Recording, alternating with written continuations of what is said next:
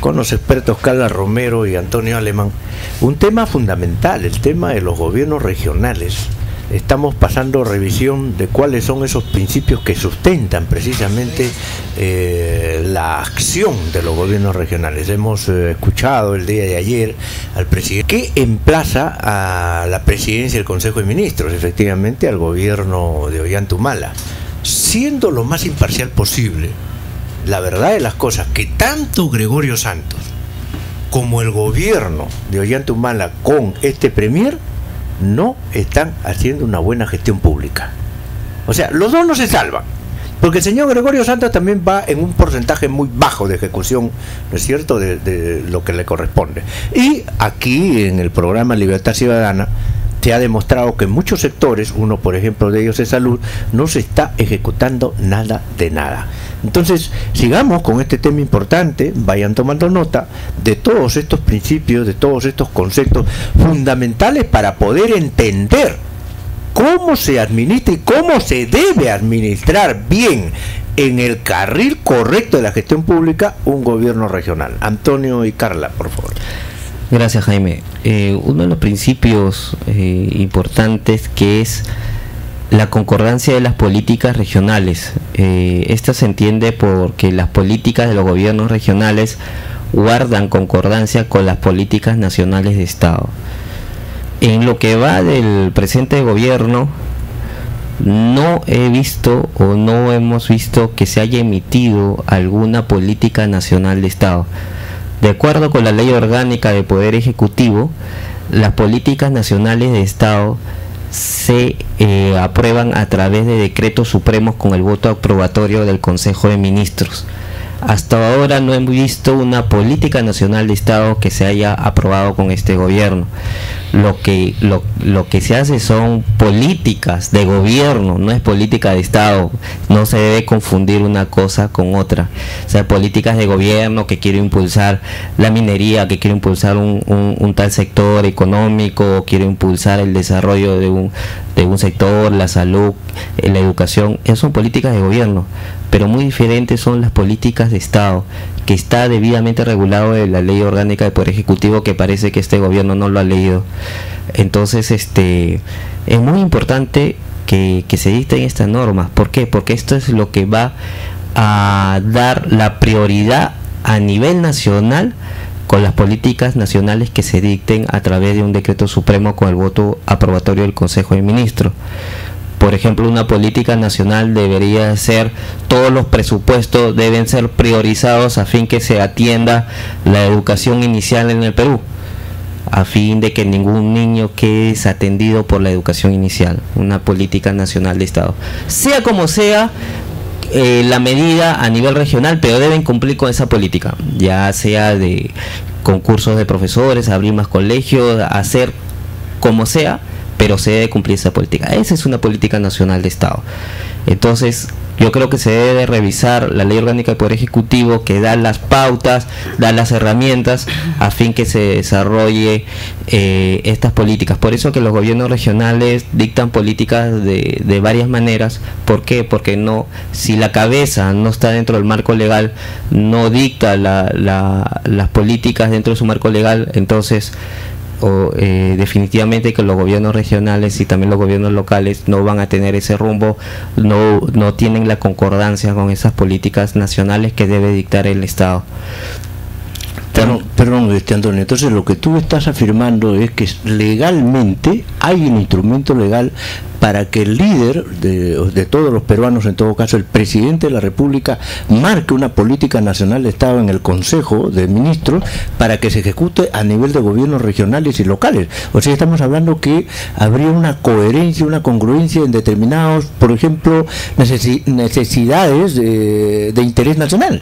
Definitivamente, y es un tema estrictamente legal. Yo no recuerdo en el gobierno anterior se dictaron varias políticas nacionales de Estado y algunos gobiernos regionales no quisieron cumplirlas, y yo sé que creo que fue en el caso de Madre de Dios, que fue incluso hasta denunciado por no cumplir estos mandatos a nivel nacional, y también fueron hasta sentenciados, creo, algunos presidentes regionales por no cumplir. Entonces, mira la magnitud de estos ordenamientos a nivel nacional, que es de obligatorio cumplimiento por los gobiernos regionales. Entonces, yo creo que no se ha revisado, no se tiene claro el tema de las propias funciones del gobierno nacional. Entonces, los gobiernos regionales que incumplen estas políticas son susceptibles de sanción tanto penal y sanción constitucional. Está claro el tema, está clara la norma, y es así de concreta la responsabilidad tanto de los gobiernos regionales como del gobierno nacional. Y algo interesante, Carla y Antonio, es que muchos radioyentes han llamado en programas anteriores pidiendo la derogatoria de la Constitución de 93, Constitución maldita, etcétera, cuando el dispositivo legal está ahí. O sea, el presidente de la República no necesita cambiar la Constitución, sino utilizar, como dice Antonio Alemán, ¿no? No ha leído la Constitución, o en todo caso no conoce la ley, porque él debería ser el líder en estos temas, ¿no?, de interés nacional, ¿no? Carla Romero, ¿cuáles son tus apreciaciones? Este es justo ese instrumento que es importante, donde nos señalan las políticas nacionales, es el Decreto Supremo 027/2007 de la Presidencia del Consejo de Ministros. Entonces, este Decreto Supremo nos dice las políticas nacionales, o sea que no nos importa qué gobierno esté de turno, sino que nos dicta la hoja de ruta, ¿no? Entonces, políticas en materia de educación, políticas de materia inclusiva, y de ahí se va a derivar, se va a hacer una articulación para que los gobiernos regionales puedan diseñar planes y programas para cumplir esas políticas. Entonces, ahí priorizan, dicen, efectivamente, por ejemplo, voy a atender la educación inicial, se tiene que atender a los niños de 0 a 5 años. Eso es lo importante en esta hoja de ruta. Entonces, finalmente, los gobiernos regionales, ¿qué van a hacer? Van a desarrollar programas para dar cumplimiento a esas políticas. Entonces, si estas políticas simplemente no se renuevan y se va atendiendo según la coyuntura, porque tenemos que ver cuál es la coyuntura. Bueno, ahora ya estamos pasando de una fase, por ejemplo, de una fase que habíamos salido de crisis, a una fase en la cual nosotros tenemos que traer una inversión social, como dicen, la política inclusiva. Entonces, ¿yo qué debía hacer? Si realmente estoy haciendo una política inclusiva, ¿qué es lo que debo hacer? Modificar mi política nacional para atender a esa política inclusiva que se supone que tenga un ministerio. Ahora, es importante decir, justo Antonio, se han creado nuevos ministerios, ¿no? Se ha creado este ministerio que tiene todo el tema de la política inclusiva. Pero en este mismo Decreto Supremo 027 se le da el encargo del cumplimiento de las políticas a cada ministerio. Entonces le dicen, por ejemplo, en materia de educación, va a estar el Ministerio de Educación, la Secretaría Nacional de Gestión Pública, la Secretaría Nacional de la Juventud, y así inmediatamente se le va generando responsabilidad, se le determina responsabilidad a cada uno de los ministerios para que supervisen el cumplimiento de esta política. Si no hemos modificado este Decreto Supremo, el 027 del 2007, ¿qué quiere decir? ¿Hemos incluido el ministerio que tiene a cargo la política inclusiva?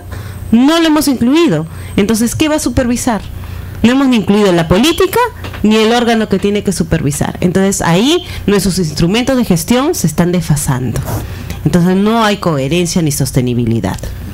Si me permiten leer el artículo 4 de la Ley Orgánica del Poder Ejecutivo aprobado por la Ley 29.158, en donde de manera expresa dice: el Poder Ejecutivo tiene las siguientes competencias exclusivas. Ojo, el Poder Ejecutivo tiene las siguientes competencias exclusivas. 1. Diseñar y supervisar políticas nacionales y sectoriales, las cuales son de cumplimiento obligatorio por todas las entidades del Estado en todos los niveles de gobierno. El cumplimiento de las políticas nacionales y sectoriales del Estado es responsabilidad de las autoridades del gobierno nacional, los gobiernos regionales y los gobiernos locales.